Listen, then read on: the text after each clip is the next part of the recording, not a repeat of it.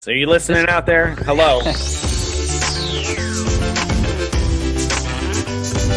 We got some fun stuff going on here at Frequent Miler. Big news of the week from Frequent Miler. We have big news on the blog today. Terrific post you wrote about Cathay Pacific Asia Miles. Super exciting. Hyatt has they blew the roof off this whole globalist thing. If anybody didn't see it this week, we got this crazy upgraded Domes of Alunda. Vacasa Vacation Rentals, 15,000 points per bedroom per night. United Airlines eliminating change fees. Marriott's up with a brand new resort in the Maldives, and they classified it as Category 5. What?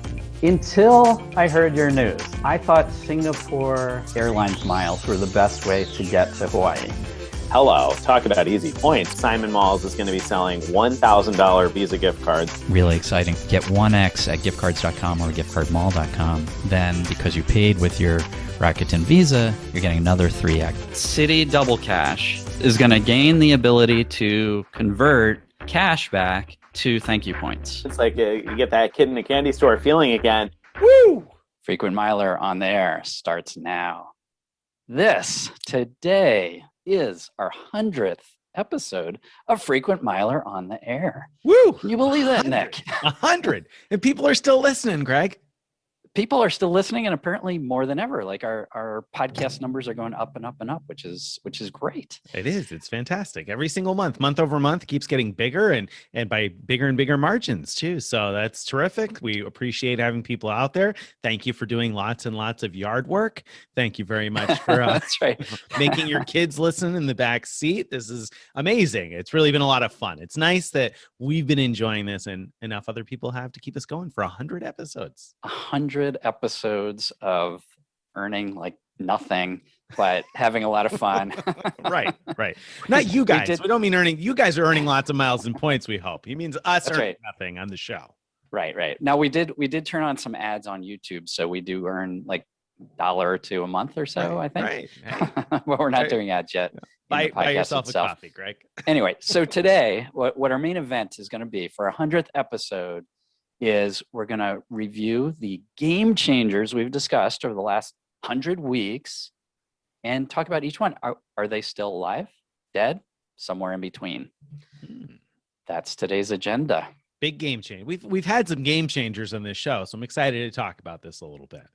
Yes, we've had a lot. I going through the 100 episodes, it was amazing how many we came up with that were like potential talking points for the show, and we narrowed it down to a large list. So we'll go through them pretty quickly, but we're still going to do our regular segments of the show. I will point out that I wore, for those watching on YouTube anyway, you'll see, I wore my 100th episode shirt with the collar and everything. Fancy dancy. You showed up dressed up, and here I am in my Silicon Valley casual sort of long sleeve t-shirt. So I'm expecting better for our 1000th episode. So keep that in mind. I will keep that in mind. I'll try and be home for the 1000th episode so that my wardrobe is appropriately prepared. Okay. All right. That sounds like a good plan. All right. We're going to do our regular features. We're going to get into the giant mailbag, and I've got the giant mail right here in front of me. This one is from Captain Greg, who is excited about, we posted about a targeted offer for the Blue Business Plus card, 50,000 point sign-up offer. And Greg was very excited that it showed up in his Platinum Cards Amex offers. So when he was logged in, clicked on his Platinum card, he saw it there. He signed up immediately. He says, "I finally captured my white whale." Aye, aye, Captain Greg, aye, aye. I enjoyed that. Okay, moving on. Done. To what crazy thing did everybody do this week? Because we got a lot of craziness, right? Right. Well, we have to address when we recorded last week. We were too late we recorded too early for the news about what crazy thing Hilton did. Hilton took the one feature that we often talk about how great Hilton is because of this one feature, and they took it away. Unbelievable. So we've often talked on the show about how we love that if you have Hilton Gold status or higher, you get free breakfast at all Hilton hotels, and how that's so much better than like Marriott, where you need a chart to know which is which. But now you still don't need a chart as long as you're going to a Hilton in the United States, before the end of this year, you're not getting free breakfast. So that's No the new chart rule, necessary. right? No chart necessary. They're just simplifying, right? No free breakfast for you. Instead, they're going to replace it with a credit. And the amount of the credit is going to differ by the property and the market. So I guess you do still need a chart, except nobody knows what the chart's going to be. So there's no chart to make. It's like you're going to get somewhere between 10 and 25 bucks a person for up to 2 people. I guess the plus side is you don't have to use it on breakfast. You can use it on something else. Yeah. Yeah. Minus side is it's probably not going to be enough to buy you breakfast. So that's why Or you're anything else. or anything else. Right. So big time bummer there. Although I don't know, are you disappointed? Do you think this is a devaluation? Do you think it's a long-term thing? Is this going to be Hilton's direction? And before I actually even get your answer on that, we should make it clear this is only for properties in the United States from July to December of 2021. Now, whether or not you actually believe it's July to December of 2021 only, I'm skeptical. I'm curious about your views on that. But if you are staying somewhere overseas, you should still get breakfast as you always have. Right. Yeah, I'm disappointed personally because I do have a stay booked in September with a place that has a nice restaurant. And I was looking forward to eating my breakfast out on their balcony, looking out over the ocean. Oh, you but still now, can. I still can, but I'm going to have to pay for most of it because Gotcha. The leaked information about how much we're likely to get for this property, it would be $12 per person for up to 2 people. That's not enough for a complete breakfast. So yeah, I'm not too happy about it. I can absolutely see why some people would be, and I would love this, absolutely love it if Hilton would just make it a choice. At check-in, you're offered one or the other, and you say which one you prefer, something like that, and that would be great because there are some times where even I, who loves breakfast time, and I like to, just like you do, as you wrote in your post, love the convenience of getting breakfast in the hotel so that then you could go back to your room, get ready for the day and enjoy the day. Even for us, there are times where it probably makes sense to forego the free breakfast and use the credits instead. So that's what I hope will happen. But we'll see. We're just gonna have to wait and see. I don't have a prediction there. So here's the silver lining, so to speak. I don't know if maybe it feels like a stretch to call it that, but not really a silver lining. If you're somebody who books cash stays at Waldorf or Conrad type properties, here's your one, I don't know, positive trick to play with this one. And that is this week, today, as we record this week, I published a post about Hilton Impresario and the fact that they're now offering a twice the perks promotion. So at select properties around the world, they're offering, instead of $100 credit. Now I should back up. Hilton Impresario is like Amex Fine Hotels and Resorts or Hyatt Privé. It's one of those programs where you're booking with an agent who is affiliated with the program, and then you get a bunch of extra on-property benefits. And normally one of those benefits is $100 property credit, but at select places, they're going to give you a $200 property credit. And one of the benefits is breakfast for 2 people. And unlike elite status, this is a full breakfast for 2 people. And I'm told that it's still going to be a full breakfast for 2 people the rest of this year because this is not an elite status thing. So if you do have Hilton Gold or Diamond status, what I think you should be able to do is book one of those properties through an impresario agent, get a free breakfast for 2 people, plus get your breakfast credits from elite status because they aren't only for breakfast anymore. So you could use them for dinner or lunch or something else. Plus your $200 property credit when you book a stay of 2 nights or more. So that's something that could be stackable if one of those properties happens to line up with your needs. Right. So by taking away free breakfast for elites, they made those free breakfasts through other means more valuable, basically. Absolutely. Yeah, exactly. Exactly. All right. So that's what crazy thing they did, but that's not the only crazy thing Hilton did. But of course, Marriott is like, I want to get in on the show too. So Thursday morning, they know we record on Thursdays, and Thursday mornings they said, okay, we got to do something to get on the show today. That's right. Now, what they did, the big picture, what they did doesn't actually sound crazy to me. It's that they announced that their whole points advance feature, where you're able to book a hotel even if you don't have enough points, they scaled it way back, meaning you can't reserve for as far out in advance, and you can't. I don't know. What are the new rules? Just really briefly about that. Yeah. So now when you make a reservation using points advance, which again means you don't have enough points in your account to cover the cost of the stay. So you're booking it and promising to get the points later on, so to speak. Now you have 60 days to earn enough points in order to cover the stay. You have until 60 days after making the reservation or 14 days before check-in, whichever comes first. So if you're booking a points advance for next month, you're going to need the points 14 days before check-in. Nothing has really changed there. But if you're booking a stay for next year, you're going to have the points within 60 days from the day you book it. So rather than being able to get an advance 12 months in advance and not need to come up with the points for 11 and a half months, now you'll need to come up with the points within the next 2 months after you book it. Yeah. So the part that struck me as particularly crazy is that they're going to apply it to existing bookings, if I'm understanding this right. So once this starts, you already have has. 60 days. Oh, it started immediately. Started right? today. So Yeah, you have, so if you have existing points advance reservations and you are like looking forward to, well, I'm going to be earning points over the course of the next 10 months or whatever, so I know I'm going to have enough by the time of the stay, well, that strategy is not going to work anymore. And I find that pretty disappointing that Marriott would do that. I mean, because at the time we, book those points advance things, we were told this holds your spot, right, until 14 days in advance or whatever. And so now they're changing the rules on you. So the overall picture, I understand it. The people were booking up these awards, and so some of the popular hotels were impossible for people to book if they were really going to stay. And a lot of people were just booking them just in case and then canceling them and at the last minute. And so that hurt other guests who are their potential guests. It also hurt the resort itself if they were not full when they otherwise would have been, and not full because a lot of people canceled, 14 days, I guess, beforehand. right. So yeah, I've got one more. All right. One more crazy thing.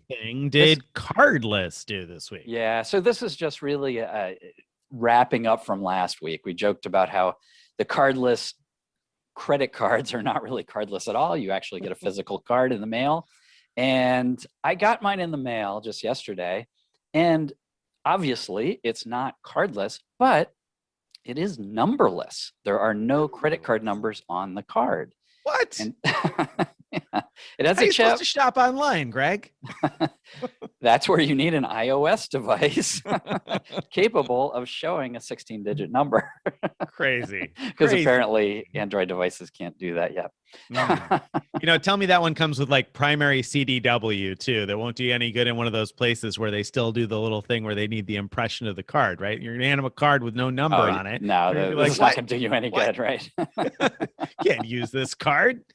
There's no numbers on it, right? I mean, imagine if a cashier asked you. Yeah, I mean, it happens to me every now and then where a cashier wants to see the card because they're supposed to verify the last 4 digits or something or other. It's happened to me in store now and then. Mm-hmm.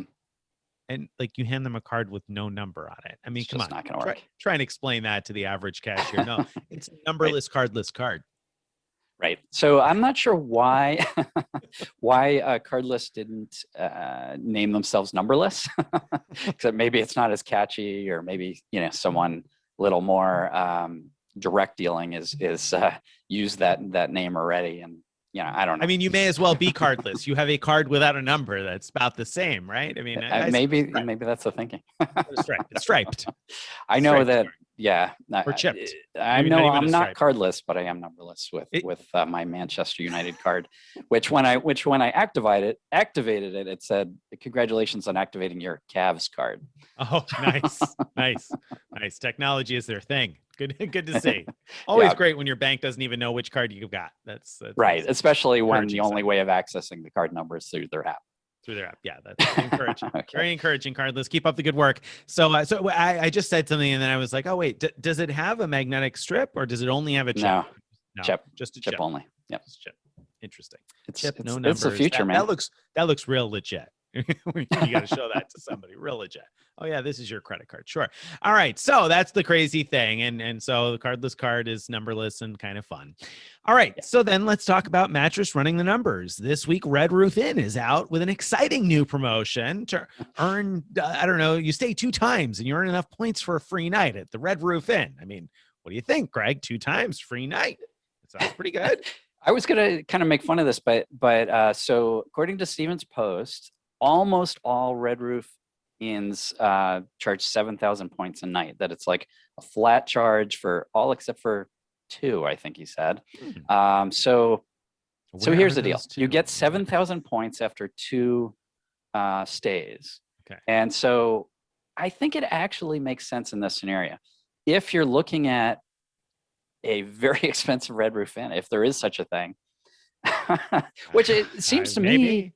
like, the ones next to a popular national park or what have you could very well be very expensive, especially during certain times of year.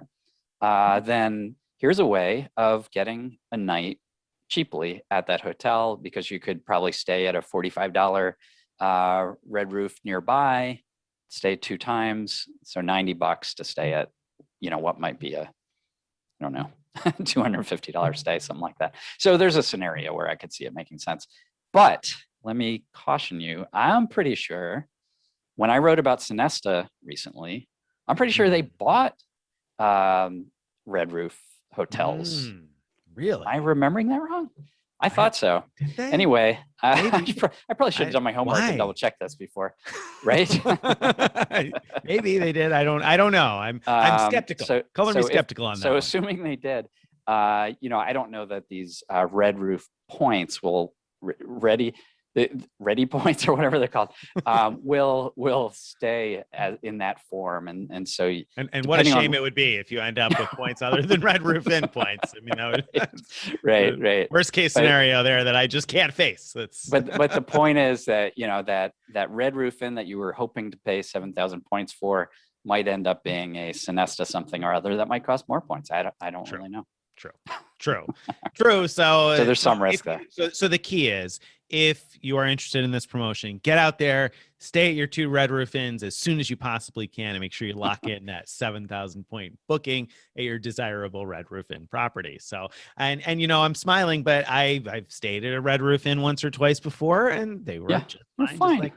Just like a Best Western, or there's a lot of those middle tier sort of chains that are inexpensive. So it might be an easy way to pick up a free night, like Greg said. So I would say, I think we're both kind of in the, it's Mattress Run worthy if you know what you're doing.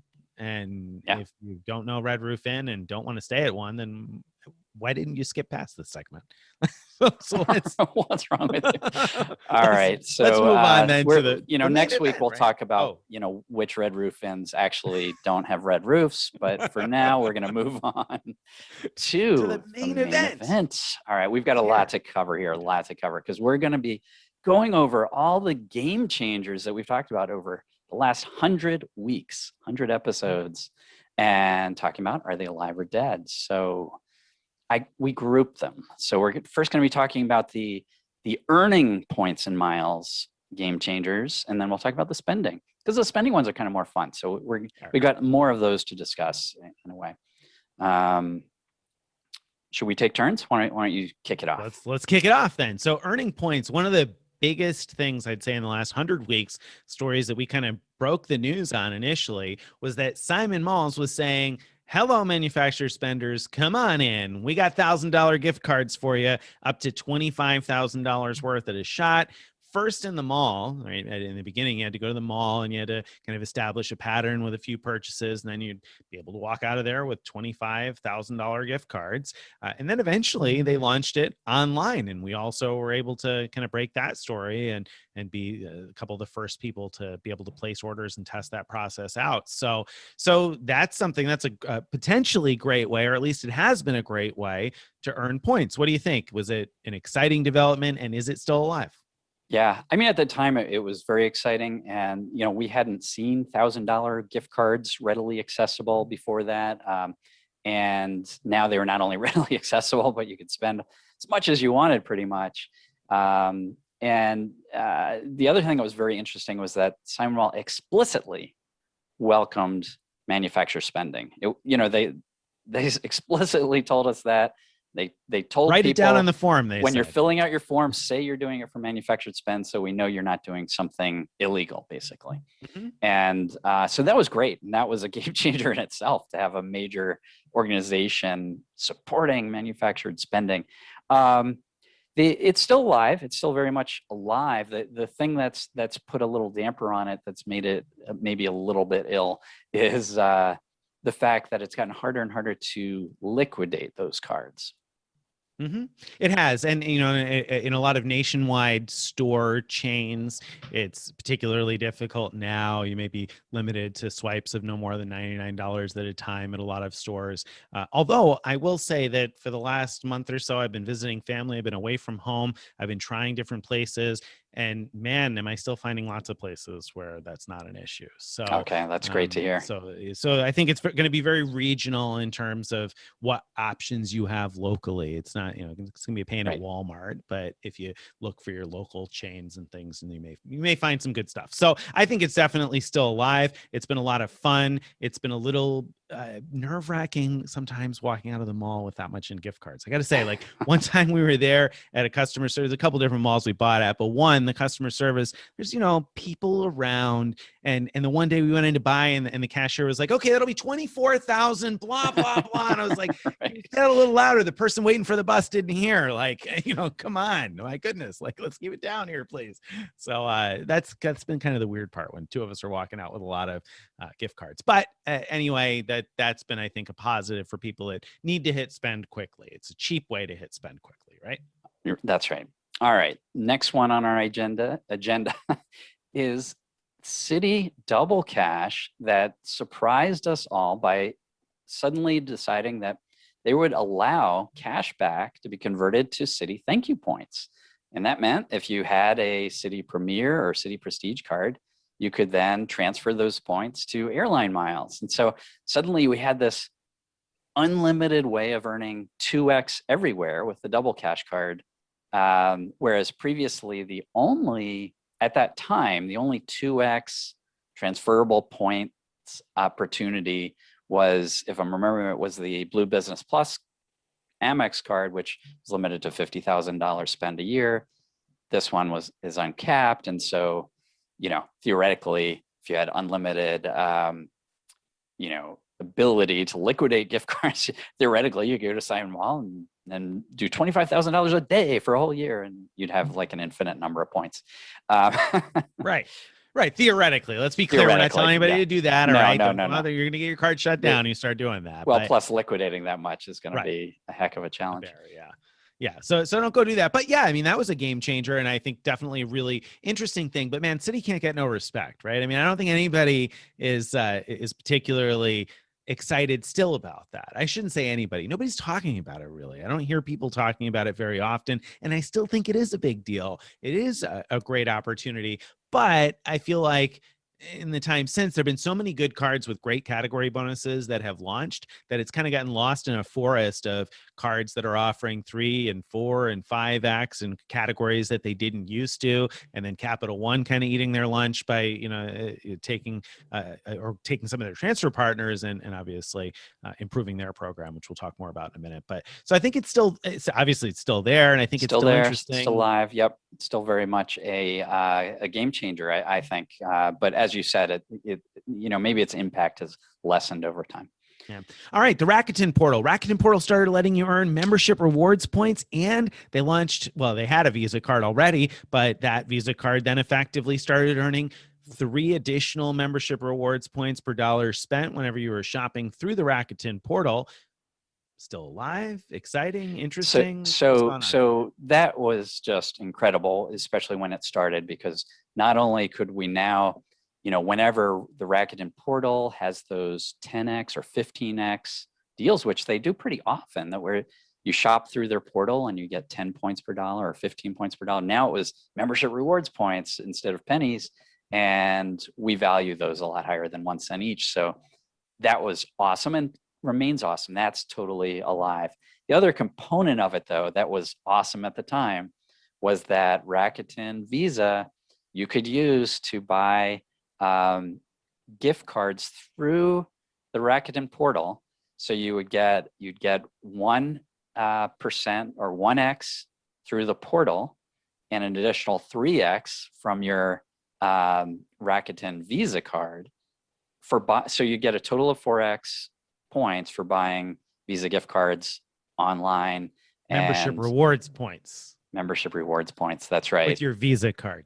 With your Visa card, right? So the Rakuten Visa became the best card for earning Amex membership rewards points, at least for online, and still is for online purchases that go through the Rakuten portal that wouldn't otherwise qualify for a category bonus. But yeah, we had some interesting conversations about, why I was less excited about using the Amex Gold card to get 4X at grocery stores at the time, because I was like, I'm getting 4X from home just by ordering Right. gift cards.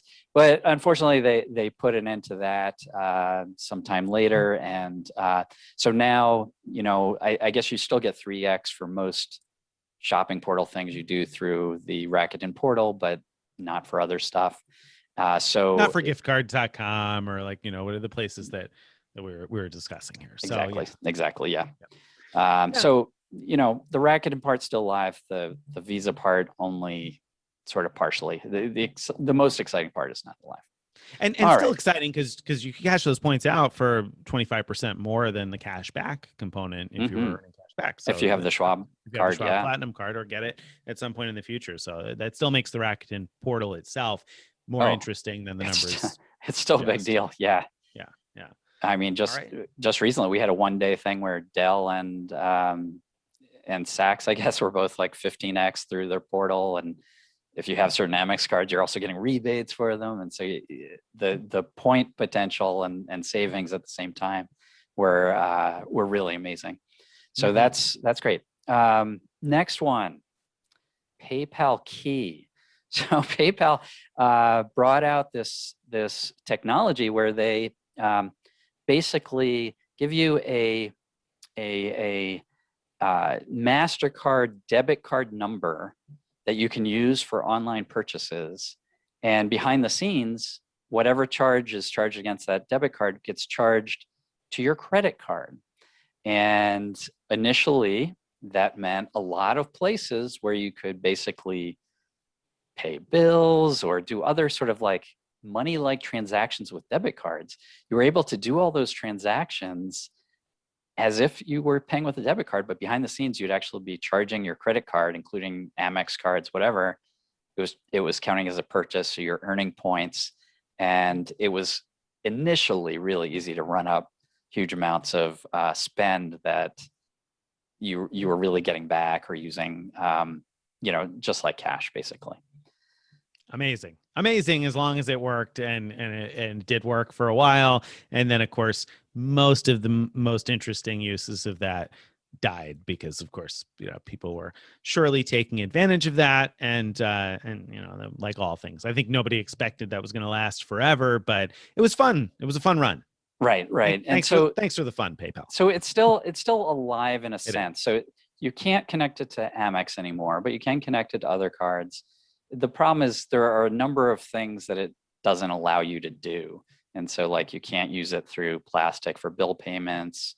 I don't think you could use it for tax payments anymore. So there's a number of things that you would want to do that you can't do. But if you have a sort of a unique use for a debit card, or even for a MasterCard, when what you want to put spend on is a Visa card, it might work. So I think it's still worth trying in a number of situations, So for sure, it's something to keep an eye on. And it can be useful for when you want to just be able to switch up the card backing it. I wrote recently about a US Mint coin deal where it wasn't going to be charged for a few months, but you had to provide the credit card number now. And I said, well, PayPal Key could be a good use for that, because then, you pick up a new credit card 2 or 3 months from now and you need to hit the spending bonus, and this US Mint purchase is going to post soon when they ship the coins. So now I can just switch the backing card on the PayPal Key and earn a new card bonus. So, I mean, I feel like that's kind of a niche thing, but there are some of those niche uses for PayPal Key, I guess. Still. Sure. Yep. All right. Capital One has just changed things up, right? I mean, so both on the earning side and on the spending side, but on the earning side, there's been a few huge things because they've expanded transfer partners. So they added more transfer partners. They added Turkish, they added British Airways. They are adding choice privileges. So added some new stuff.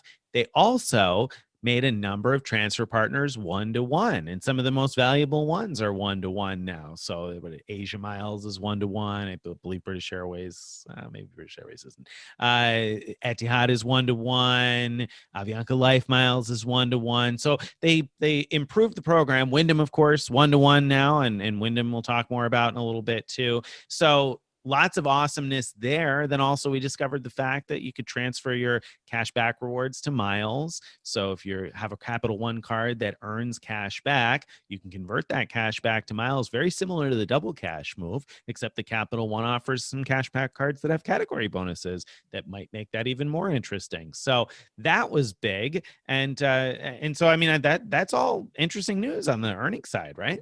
Absolutely. Capital One just keeps improving their product. Where we started, when we started 100 episodes ago, we barely talked about them, and they kept adding more and more things to where we're actually talking, about them on par with like the Citi Thank You program and so on. And so they're a legitimate contender for your transferable points earnings, and that's pretty exciting to always see, especially since they're still appear to be on an upward trajectory. So not only is it live, it's an opportunity that's growing, I think.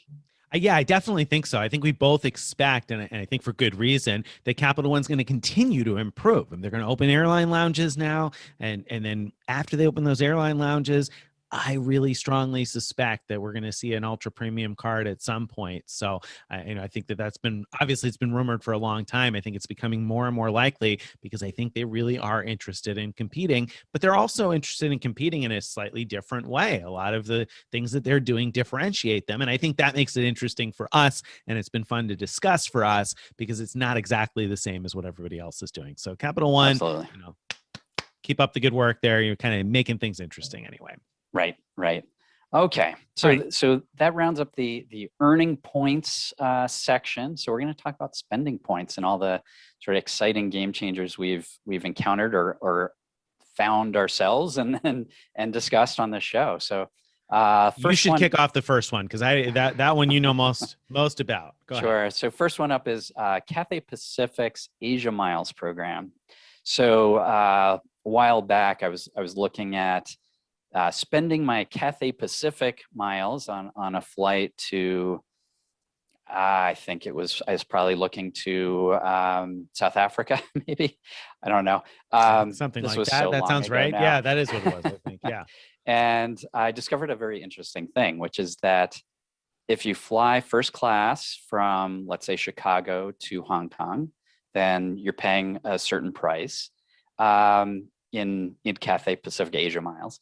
And but if you fly all the way to South Africa, where with a stop in Hong Kong, where the first segment is first class and the second segment is business class, you pay less for that total flight. So you go further, and you pay less.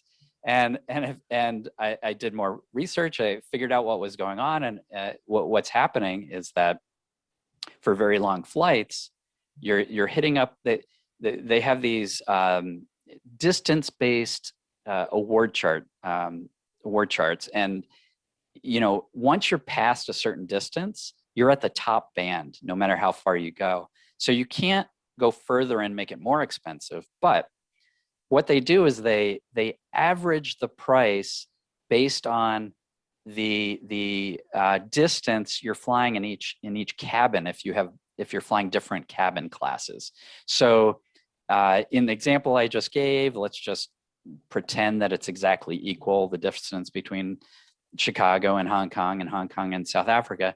Then what you're doing is you're paying half the business class price plus half the first class price to get to the final price. And so it's reducing the overall price that you would have paid just for that one segment. I found that you could reduce it further by, booking that second segment in coach. I couldn't find a way to book that online like that, but I called and verified that it's in fact a lot cheaper if you do it that way. So a lot of sort of exciting opportunities, especially because Cathay is a transfer partner from a lot of transferable points programs. Yeah, I mean, just about everything I think is partners with Cathay Pacific Asia Miles. So yeah, that's really interesting. And also, if you find that interesting, then I think another post to go back and check out that if we talked about it on the show, it would have only been briefly, I guess, was the Hacking Asia Miles post, or you wrote a post toward Hacking Asia Miles that I reviewed before as we were prepping for this episode. And I was like, wow, there's actually some other interesting stuff I had forgotten about. And I ran into it recently on an award booking, and I didn't realize why until I read your post about how sometimes an indirect routing on Asia Miles on One World partners will not price as high as you might expect it to, because they calculate the distance instead from your start to your finish, from your origin to your destination, rather than all of the segments together. And so I wonder if there aren't some extra hacks to be had there too. But yeah, so Definitely. Asia Miles, really interesting for those medium to long range situations. Right. The longer, Right. the better. So At all least right. for the hack I was For- talking about, for the although hack- the hack for you're the hack talking about, it exactly. sounds like maybe somewhere in between is That's better. true. That's true. All right. So then if we're talking about amazing award chart finds, we got to talk about Turkish Airlines and Miles and Smiles, and how we found and discussed at length how you could use 7,500 Turkish Miles and Smiles transferred from Citi Thank You points, or now from Capital One. You could have 7,500 miles get you anywhere in the United States on United when they have economy class saver availability. 7,500 points each way. I mean, that's way less than anybody else charges Way less. for a Way long less. haul economy flight, right? So this is your legacy. I mean, if you do nothing else, you'll always be known for this find, and it's deserving. I mean, it's an amazing deal. I mean, probably, if not the best deal in award redemptions, it's got to be top 2. I mean, It's I got to can't be really up think there. of anything It's got to better. be So. up there. And it's 7,500 each way in economy, 12,500 each way in business. I mean, that's just unbelievable. We're talking transcons for 12,500 in business class, if you can find it, all the way to Hawaii or Alaska, like coast to coast, and then across the Pacific Ocean. 7,500 points in economy, 12,500 in business. Still amazing. I can't believe it's still around. I think when we first wrote about it and talked about it, people said, "Oh, hush, hush, shut up, stop talking about it. It's going to die. What are you trying to do? You want to kill it tomorrow?" And here we are, almost 2 years later, still working. Right. So. And it's going to stay alive longer because it's so difficult. That's probably part of it. Yeah, it is a pain. It can be a pain anyway for a lot of people for booking it. If you can't just easily find the itinerary online, such a pain getting an agent either via phone or email who can actually book it for you. And then if you need to cancel it, well, may the force be with you, because some people have had a lot of difficulty canceling. I on the other hand, have had no difficulty canceling. But so it's definitely been a mixed bag in terms of how it's worked out, except for the fact that lots of people have flown all the way to Hawaii for 7,500 points. And from that perspective, still an amazing deal. So glad it's still going, and enjoy it while you can. I am looking already for next year for trips to book with that, because I definitely want to take advantage of it a few more times before it's gone, so to speak. Because I don't imagine it'll last forever, but like you said, maybe it'll last longer than we expect. Right. And I'm just going to point out one thing that before we used to say you had to have Citi points in order to transfer to Turkish Miles and Smiles. At least that was the best way to do it. Now you have another option, which is Capital One also supports the transfers. It's not a 1-to-1 transfer, but it's like 1,000 to 750. So you're talking about 10,000 Capital One points instead of 7,500 points. It's still an incredible deal either way. An incredible deal. I mean, 10,000 Capital One points would ordinarily erase $100 in charges. And certainly a ticket to Hawaii is going to be more than $100 from most U.S. airports. So, so terrific deal still going on there. All right. So that was Turkish. Tell us about Chase Pay Yourself Back, Greg. Yeah. I mean, we've talked a lot about this, but, Chase came out with this Pay Yourself Back feature where what you could do is erase certain types of charges with your points. And what's special about it, that's not really unusual at all, but what's special about it is they're giving you the extra value of points that they normally reserve for when you're paying for travel through the Chase portal. So for example, right now you could use your Sapphire Reserve, buy something at the grocery store, because grocery store is one of the categories. And then you could get online to your Ultimate Rewards account and erase that grocery charge. And the value of points you get is 1.5 cents each, which is it's I guess it's kind of hard to explain why it's such a game changer. Just trust me, it is. It is. I mean, it's a great deal. It's a great deal. And it makes me look at redemptions differently. You know, I just recently made a redemption, and it was a 70,000 point redemption, and I looked at it and said, "Wow, that's like $1,000. Would I pay $1,000 for that 70,000 point redemption?" And so it definitely makes me think more about all of those things. So, for better or worse, anyway, Chase has certainly made it, a lot different there. Made me look at my ultimate rewards points more like cash, even though they already were like cash. I look at them more like cash now than I ever did. I know, and we've talked about before how that unfortunately takes away a little bit of the joy of free, because it doesn't feel like it's free anymore to spend them because I could have turned them into cold hard cash so easily and at good value. So that's the downside, is sort of the feeling, but the upside is that suddenly, when you're earning, let's say 5x at an office supply store using your Ink Cash card, that's really 7.5% cash back if you also have a Sapphire Reserve in the family. So that's amazing. It's when amazing. They run those fee-free Visa gift card deals, and you can buy now. They make it really easy. Before, you had to be lucky and have a store that was willing to sell you a bunch. Now the ads always say you can buy 5 of them. You can buy $1,000 worth a day per person. If you're earning 7.5% cash back, I mean, hello, that's not a bad deal, right? That's $75 a day, right? That's an incredible deal. Yeah, it's crazy. All right, so that should be a crazy thing. No, we won't put it in a crazy thing, but it's definitely something still alive. All right, Shop Your Way gift cards. You're going to have to talk about this, Greg, because you were the king of Sears Shop Your Way gift cards, and so you should talk. Okay, so an interesting thing happened about a year ago, which is that the Sears Shop Your Way program suddenly made their points available to use to redeem for third-party gift cards. So if you'd rather have, instead of $100, for example, of points that you could only spend at Sears or Kmart, now you had those same points could be used to get, let's say, $100 Walmart gift card, just as an example.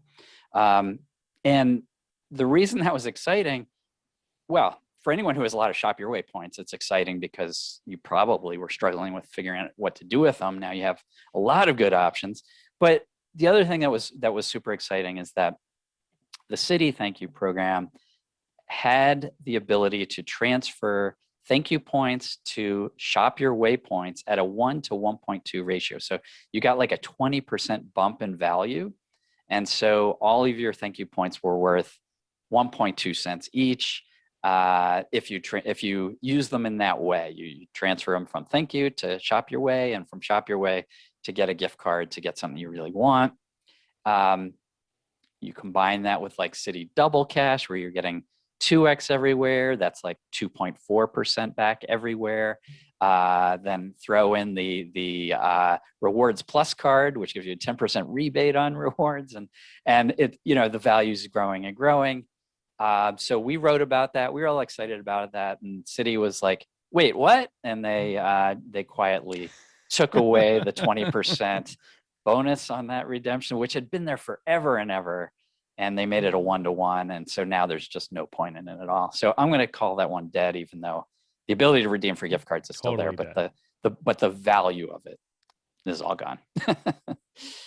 Not interesting anymore, unfortunately. It's too bad. It's bye bye Shop Your Way. Okay. Yeah. Airlines. I mean, if you have one of those Shop Your Way credit cards, then you're probably excited about it still. But all right, let's move on. Right. Good point. All right. So airlines have gotten rid of change fees. And this has been huge because for years and years, I have been a big fan of Southwest because of the flexibility. And in fact, I was writing a quick deal this week about the new Southwest credit card bonuses. And in that, I started to write a sentence about one of the things I love about the points being the flexibility, the ability to book and cancel up to 10 minutes before departure and doesn't cost you anything. And I realized, no, that's not relevant anymore. That doesn't matter anymore, right? Because nowadays, you can do that with just about everybody, right?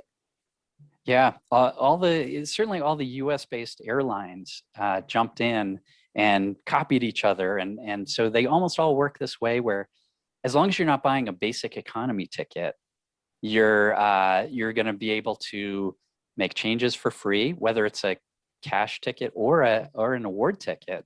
And I'm particularly excited about the award ticket things because I think it makes our miles more valuable. It makes it so that if we see an award that we might want and it's available, we just book it, and you're not worried about what happens later, because if you decide you're not going to take it, you can, in most cases, you could cancel and get for free and get your miles back, get any taxes you paid, you get that back. So I find that just a really exciting change, and I do think it's a game changer overall. It really is. It makes it easier to position for awards. If you think you're going to need to fly out of a particular airport, then you can easily book that positioning flight. And if plans change, no biggie, not going to cost you anything. You see a great flash sale or something, you can book it and say, okay, great, I'm going to lock in these dates. And then later on, try to figure it out and see if I can make it work. And if I can't, no big risks. So that, I think, is just a really, really powerful. It's great to see that. Right. And all these airlines, they have there's the same benefit as we've talked about in the past with Southwest of using miles rather than cash to book flights, which is if you cancel a cash-based flight, you get back a voucher, which is only good for a year. That's true. That's been true with Southwest for a long time, but now it's true with all these guys. But with miles, you get back your miles. And so, they're good for as long as you keep them alive, which in most cases should be forever Pretty easily. Yeah. So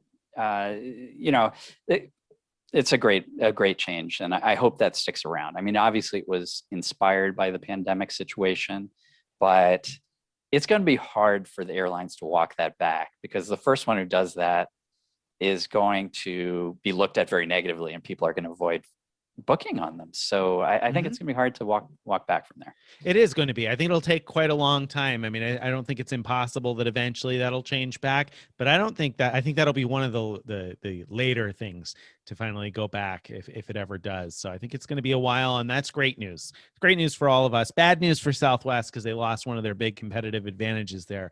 But good news for all of the rest of us. So For sure.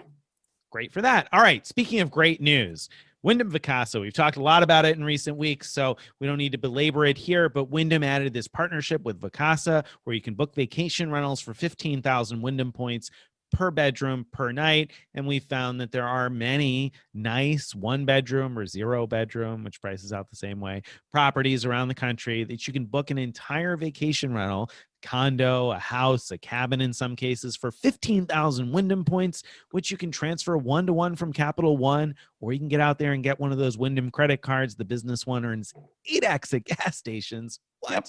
And the personal ones earn nice bonuses at the grocery store also. So the Wyndham cards suddenly became a lot more valuable if you like vacation rentals. Amazes me that you're able to do this, and it takes away all those pesky fees, the cleaning fee, and then the tax this and that. And it's just 15,000 points per night.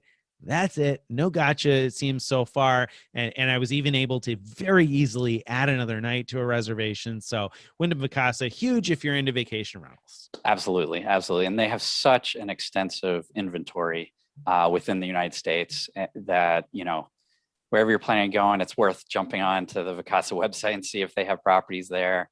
I'm still excited about it, even though I haven't personally booked one yet, but I know you have, Nick. I have, yeah. And I got to say, this is news that came out, and it was one of those press releases, and you sent it to me, Craig, and you were like, oh, this looks kind of interesting. And I looked at it and I was like, kind of not really. I was not that excited. I didn't write anything about it. And then, when I sat on it for like a week and didn't do anything with it, Greg was like, all right, I'm going to look into this. And so, he took the bull by the horn, so to speak, and just broke things wide open when he found that it was possible to do this. And at first, of course, you were like, I think maybe it's possible, but it's probably going to be a big pain. And then, of course, you're able to follow up and say, oh, no, it definitely is possible. And so thanks to readers who told us how to get a hold of Lizzie so that you can book these things. So that was the key, is there's basically, if you try to go by phone to book these things, forget about it. It's going to be an unfun adventure. Right. But if you have the email address, you just email, and chances are good that Lizzie will write you back. But apparently, there's another person now, Amy, I think. Amy and maybe also, yeah. they'll help you get set up. So it's That's not right. really that hard. And Lizzie Okay. hasn't quit yet, because I did get an email from Lizzie this week. I'm glad to hear that. She's still there. We need to send Lizzie flowers. I'm not We sure, do. We do. you know, where to send them to, but All right. So another really cool thing that you broke wide open, that, you know, I think that these finds between the Wyndham Vacasa thing and the Hyatt Premium Suites, two of the most exciting things to happen in hotel points and miles and bookings, and two of the most exciting finds to have kind of dug into. So you really dug into this and discovered that we can book some out of control suites with Hyatt using points. Yeah, so Hyatt changed their program at some point in the last 2 years or so, where they made it so that they always had an option to book suites with points, but those were like base level suites, often junior suites.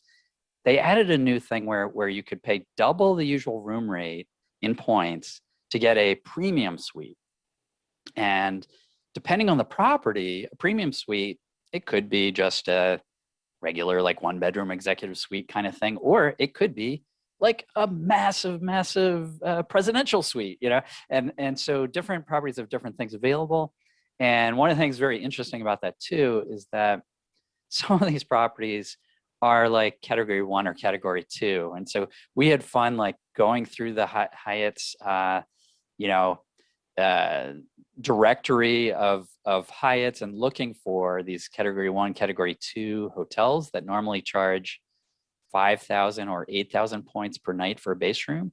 That means they only charge 10,000 or 16,000 points for a premium suite, which, as we showed in a number of posts, could be things like these massive presidential suites. And so sometimes you're getting thousands of, you know, a room that would have charged you $1,000, $2,000, $3,000 per night, you're getting for like 10,000 points or 16,000 points. Crazy. Absolutely crazy. You know, and it's funny, I just ran into one of these yesterday. My wife was saying that she'd like to visit a friend of ours that lives in Europe, and it's a part of Europe place I've never been. And so I just, out of curiosity, pulled up the Hyatt app. We were in the car, she was driving. I pulled up the Hyatt app, and I was like, oh, wow, there's a category 1 Hyatt in that city. And oh, look at that. They've got a pretty nice premium suite for 10,000 points a night. I was like, awesome. let's go move in for a month, you know? Right.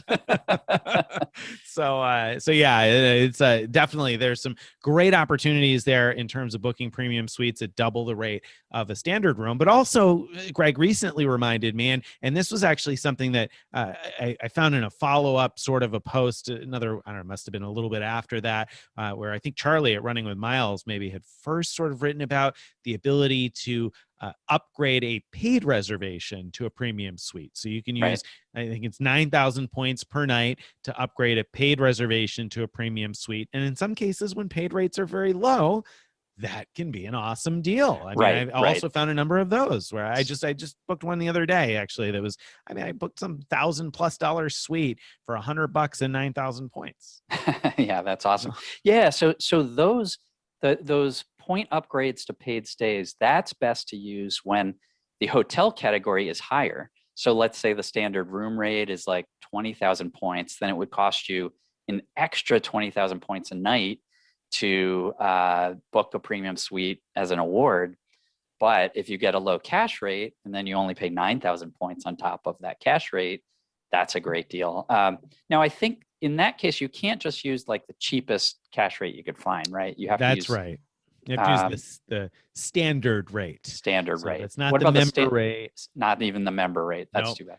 Can't use the member rate. The member rate, sometimes there's like a member save more rate that's even cheaper than the member rate. So you do have to kind of shop it around and determine whether or not it's a deal still. But yeah, you do have to use the standard rate. And in some cases, the difference isn't very big between the standard rate and the member rate. So it's probably still worth it.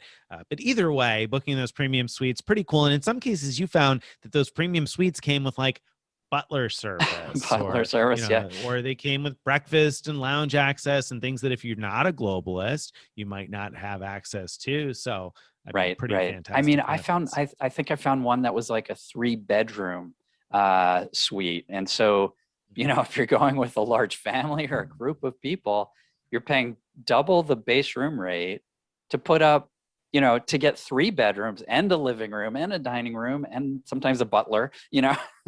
These kind of things are amazing deals. And I don't know. It's fun.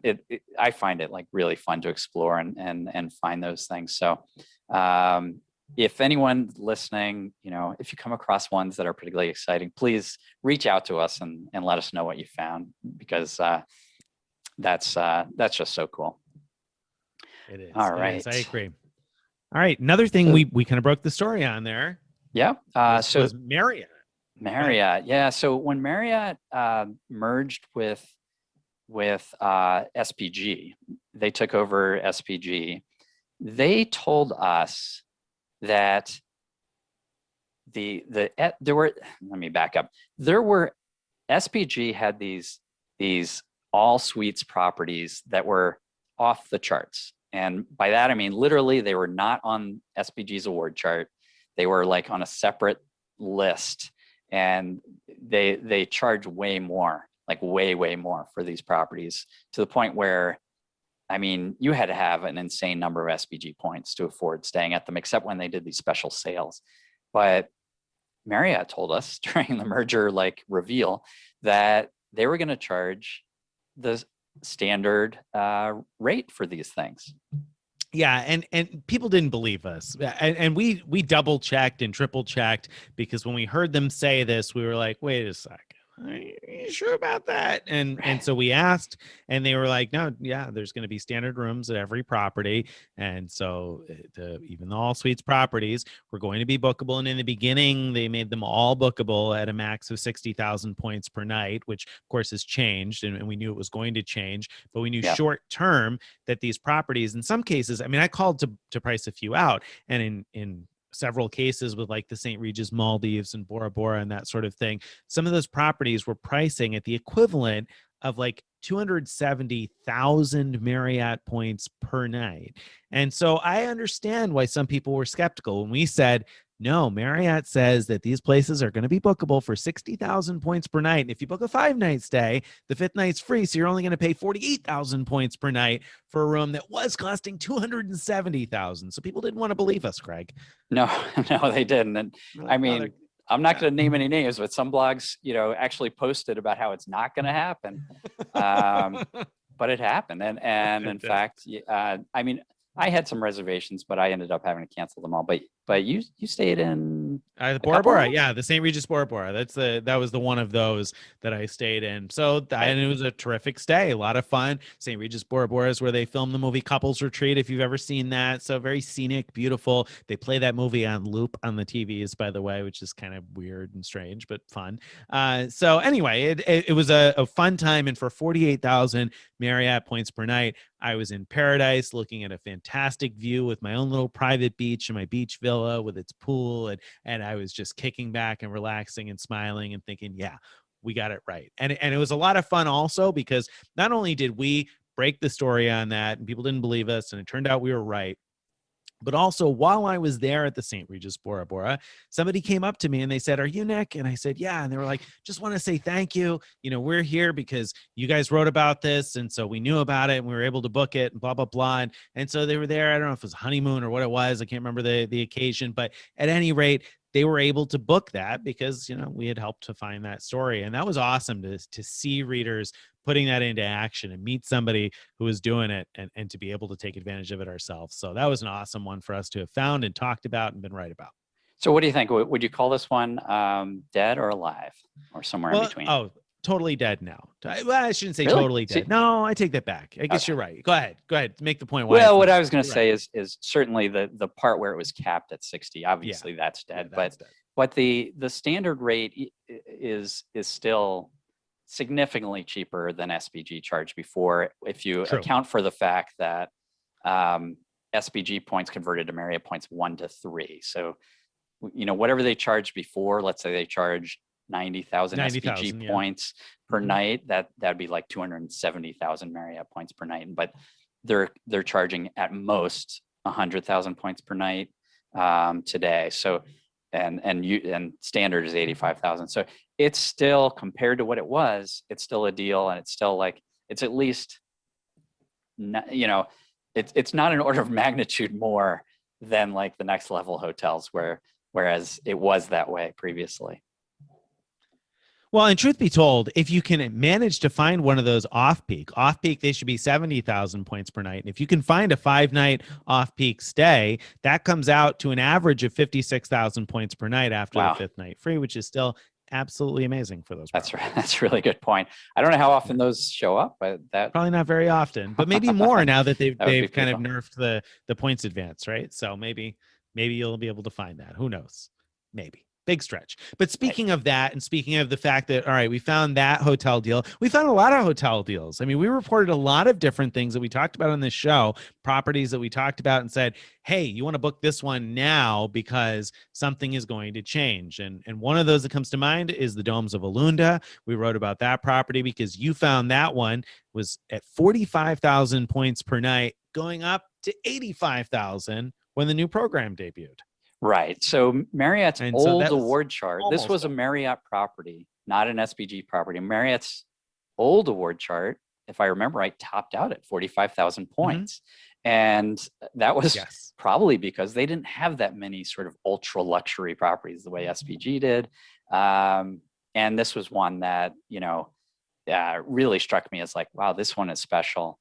And, the fact that we'd be able to lock in that 45,000 before the new award chart kicked in was a great deal. It was. And that was another one where I was able to take advantage of it and go and stay. And so I booked a 7-night stay there because I used one of those Marriott 7-night certificates before the merger. We had also written extensively about why you wanted to get one of those 7-night certificates before the merger. Greg had a lot of speculation about how you might be able to leverage that and it might turn out to be much more valuable than it really was. And of course, if you followed along, that was one where we didn't necessarily knock it out of the park in the sense that Marriott definitely was not as generous as we hoped. And it turned out to be a poor deal in some cases initially, but Marriott made up for it when that got pointed out, pretty extensively across the blogosphere. They fixed that and made everybody whole so that it turned out to be still a very strong deal comparatively. So I was able to book a 7-night stay and get a whole bunch of airline miles for a very reasonable number of Marriott points at the time. Yep. My recent Ritz stay, the Ritz-Carlton Dove Mountain, was from a travel package I bought way back then, because I bought a number of them speculatively, like thinking that they could become way more valuable, and they were super valuable for things like what you did. And as you said, it just kind of depended. It didn't turn out to be as amazing as we had hoped, but it was still a good deal. All right. And a key point there is that was all speculation as to how good it would be. So it wasn't that we had any, it wasn't we were predicting it per se. We were just saying maybe it would. So, right. Different. Yeah. All right. So go ahead. What was the next one? Okay. So another one that we found was there was a brand new Hyatt in Budapest, and it was going for only 8,000 points per night. So it was category 2 Hyatt in Budapest, and it should have been categorized much higher. We knew that, so we told people, jump on this now.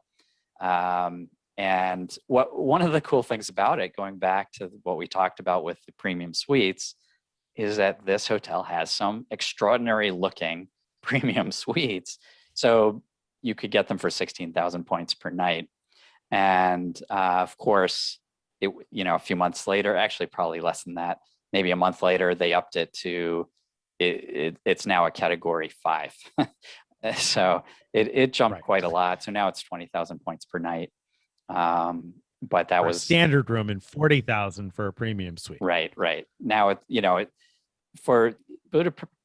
with Budapest prices, that's probably not a very good deal anymore, is my guess. But probably not. It was an amazing deal back then.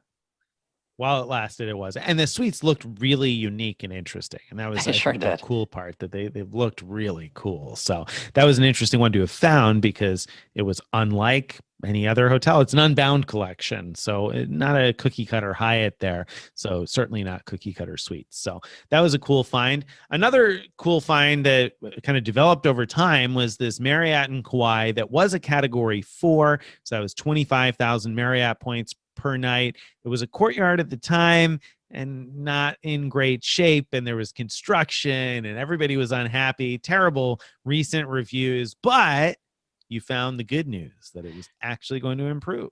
Right.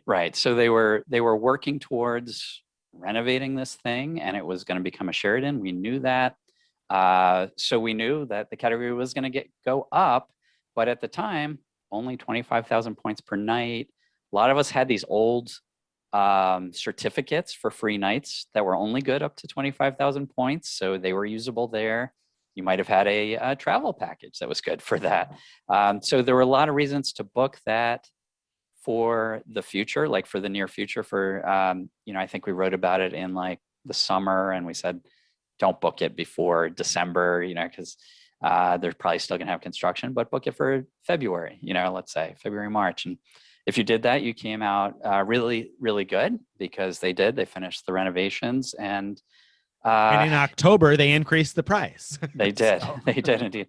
And so today it's standard 50K or 60K peak pricing, and in Hawaii most hotels are peak most of the time. So that's what you're going to be seeing is 60,000 points per night versus what was 25,000. That's a heck of a change. It is. And what stands out to me about these is that these were phenomenal standout values that we uncovered and talked about, and the readers who listened and booked them got amazing deals. Because whether it was the 25,000 points a night for what became a Sheraton in Hawaii, we knew in advance again that it was going to become a Sheraton, and we said, hey, it's going to be a Sheraton, book it now. And the people who did came out well in advance, or well ahead of the game, so to speak. Same with that Hyatt and the Domes of Alunda and the Marriott All Suites properties. We uncovered quite a few where we told people with plenty of time to take advantage of them, that you want to be able to do this and do it now. So I hope, and I know that a lot of readers were able to take advantage. So that's kind of fun. And that's been exciting about the show, that we get feedback regularly from people who do actually do these things. And we love hearing from you. So if you do book these things that we talk about, let us know, because we do love to hear about your success stories in doing this stuff. Oh, definitely. All right. So I think that wraps up our main event, and let's go into post roast time. The post roast. You have a post roast for me this week, Greg? What I have is a host roast. A host roast. Right. Ugh. So as of last week, we were on our 99th episode, which means you've had a lot of practice setting up your equipment. It does mean that I have had a lot of experience setting up your equipment. Yep. But you didn't actually use your microphone. No. You had it in front of you. It was right here. Yep. Not on, but right here. Yep. Instead, we recorded the tinny sound from your laptop. So that was a shame. Yeah, it was a bummer. But that's the host roast. As soon as I hit play, like I went to edit this and put it all together. As soon as I hit play, I was like, oh no. And I knew right away what it was. I said, oh, this is going to sound horrible, and there's nothing I can do about it. And there was a moment where I was like, you know what? Could I just listen to it in my headphones and re-record the audio? And oh, that's funny. For a moment, I did think about it, but no, it just wasn't going to happen. Oh my gosh, that would be so funny. Yeah. Yes. Funny for you. Yes. So yes, I will take that roast because that I deserved it. All right. So post roast for you. I don't know if this is a post roast exactly, but more of a question. So you wrote a post this week on the best offers for low spenders, right? And so you wrote about the best credit card offers that have low spending requirements. And, I read about these deals now and then when new cards come out. We just had the Priceline card in the last week here, I think, where you only need to make, $500 in purchases or something, or maybe it's a single purchase, get your 100. Yeah, I think that's what it is. Single purchase and get your $150 back. And so there's a bunch of those types of things. But I mean, come on, Greg. who here is a low spender? Because if you're listening to Frequent Miler, you know how to spend because we have the complete guide to manufactured spending. So should anybody listening to this actually be opening any of these low spend offers when there are lots of, we just talked about Simon Mall. You can walk into the mall and walk out with 25K in gift cards for $4 a gift card. Should anybody even be bothering with these low spend offers? Who cares about those, Greg? Oh, come on. You know very well that probably the vast majority of our listeners and readers don't actually manufacture spend. And so those who are on tight budgets or just don't spend a lot on credit cards for whatever reason, I think are going to find those attractive, especially, I specifically republished that post because the best of those low spend offers is actually a no spend offer.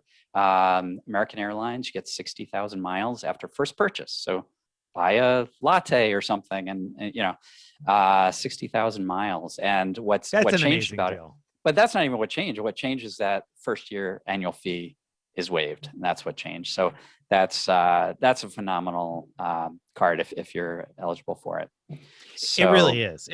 And that's, and I joked about that there a little bit, but yeah, I mean, 60,000 miles for basically doing nothing. I mean, hello, that's a huge bonus. And so some of those, you're right. Some of them are worth it. I think that, if you're listening to the show though, I think you should be taking a look at some of those ways to increase spend so that you can hit some of those spending offers on the cards with slightly better offers. But that said, when I looked through the list, I was also surprised at how many of those offers were worth a good bit, $300, $400, $500 with very little spend required. So there are some good deals out there. What I thought you were going to roast me about is that if you kept scrolling down on the no spend offers, you get to cards that have no sign up bonus.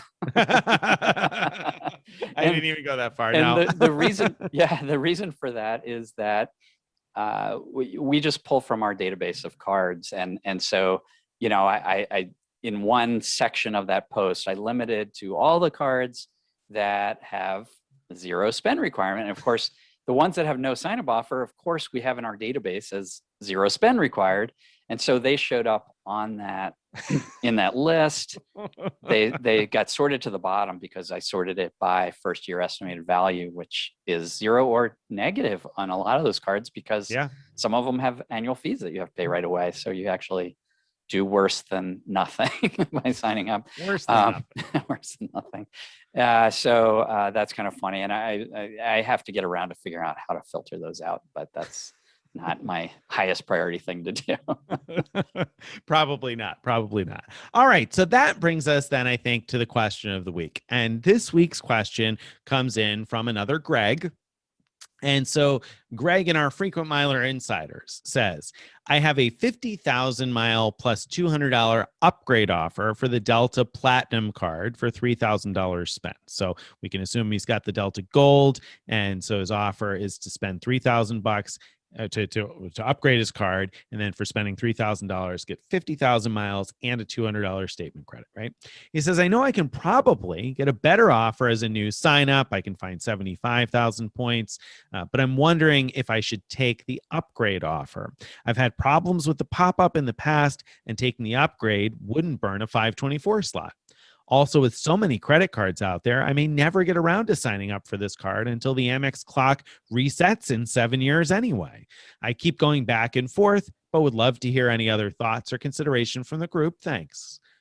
So as the Delta person, I was curious what your take would be on this. Yeah. It's a really good question. And I think clearly Greg has thought through the correct things that are the sort of pluses and minuses of taking the upgrade offer. We recently had I think it was a 90,000 point offer for the Platinum card that was available. So by accepting it, he's potentially missing out on much, much bigger offer. But the flip side, as he said, like it doesn't cost him a 524 slot. He doesn't have to risk not getting approved for the 90,000 mile offer because of the Amex pop-up. Well, it's not even not approved. It's like you don't even get to apply, really. So, I mean, I think in his situation, that's a good offer, and I think I would take it. But Interesting. wouldn't? I'm interested to hear you say that. I thought you might say it, but I still find it interesting to hear nonetheless. So, no, I don't think I would. And here's why. And it's going to sound funny coming from the guy who always talks about how I don't bother chasing airline elite status. But what I'm going to say is I can't imagine jumping on the Delta Platinum card with no MQMs, especially not in 2021 when they've made the path to elite status even easier. But I'm going to say this. He mentioned the 7-year clock. And so, Amex has this once per lifetime rule where you can only get the welcome bonus once per lifetime. And anecdotally speaking, it sounds like a lifetime is about 7 years from Amex's experience. Right. So, or their perspective, I should say. So that's what he's saying. Maybe I won't get it in the next 7 years anyway. But what I would say is, I don't know what the next 7 years are going to hold. And if suddenly Delta Elite status becomes important for you 2 or 3 years from now, you may end up being pretty sorry that you missed out on the chance to be able to get the MQMs. So unless you really value those Delta miles and really want the Delta miles for a specific purchase now, I think I'd hold off because it's not like a once in a lifetime sort of an offer. It's not enough of an upgrade for me to feel like, okay, you have to jump on that now, unless you need those 50,000 miles to book something you really want to book that's worth a lot to you right now. I don't, if you got to ask about it, then I don't think you want the miles badly enough or need the miles badly enough to burn that bridge, so to speak. Because who knows, maybe 3 years from now, you take a new job, you're flying Delta all the time, you want Delta Elite status. No, boom, there goes that Delta Platinum offer with 20K MQMs or something like that. I think you made great points. You convinced me. There you go. So I'd wait. We're gonna go with Nick's answer, not Greg's answer, and that's unfortunate because this was like the Greg episode because we started with a Greg in the giant mailbag, we had a Greg all through the middle mixed in with some Nick, and we ended with a Greg question. So right, lots of Greg today. But Nick still comes through with the winning answer. We try. All right. Well, we hope you guys have enjoyed what we've been talking about today and for the last 100 weeks. And we hope for another 100,000, et cetera, moving forward. If you've enjoyed it and you want to get on our email list so you can read our posts, which I promise are at least as good as this show, if not even better. So you want to go to frequentmiler.com/subscribe. Again, that's frequentmiler.com/subscribe to get on our email list. You can also follow us on Twitter and Facebook and join our Frequent Miler Insiders Facebook group where Greg got that question answered by a whole bunch of people so you can get some input from other folks too. Thank you guys very much for being out there with us for these last 100 weeks. Like I said, here's to 100 more. Thank you all very much. See you next week. Thank you for listening to our first triple digit episode. Bye, everybody.